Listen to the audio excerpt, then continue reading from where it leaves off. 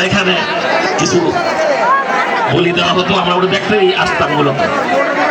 যাই হোক, আজকে আমরা সকলে মিলে আজকে এসেছি। আজকে আমরা দেখতে পাচ্ছি এখানে একটা উৎসবের পরিবেশ সৃষ্টি হয়েছে।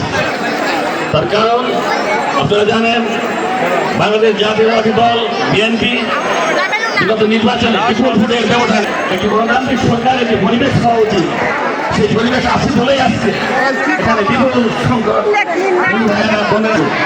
স্পেশালি হালুয়াঘাট আমরা অত্যন্ত ছোটবেলা থেকেই আমাদের প্রতিবেশী হিন্দু মুসলিম মিলে আমরা বসবাস করে আসছি। কোনোদিন আমাদের মধ্যে কোনো অপ্রীতিকর ঘটনা ঘটেনি, ওই ইনশাআল্লাহ ভবিষ্যতে ঘটবে। এখানে যারা হিন্দু সম্প্রদায়ের ভাইরা আছেন, আপনাকে আমি বলতে চাই, বাংলাদেশ জাতীয় দল বিএনপি সরকার এখন প্রতিষ্ঠিত, গণতান্ত্রিক সরকার, তারেক রহমানের সরকার। এই সরকারের অধীনে হিন্দু ভাইরাদের যেমন অধিকার আছে, মুসলিম ভাইদের অধিকার আছে, খ্রিস্টানদের অধিকার আছে, বৌদ্ধদের সমান অধিকার রয়েছে। এই দেশ গণতান্ত্রিক দেশ, সবাই আমরা বাংলাদেশি, সকলের একটাই পরিচয়, আমরা বাংলাদেশি, আর কোনো পরিচয় বাংলাদেশ জাতীয়তাবাদী দল বিশ্বাস করে।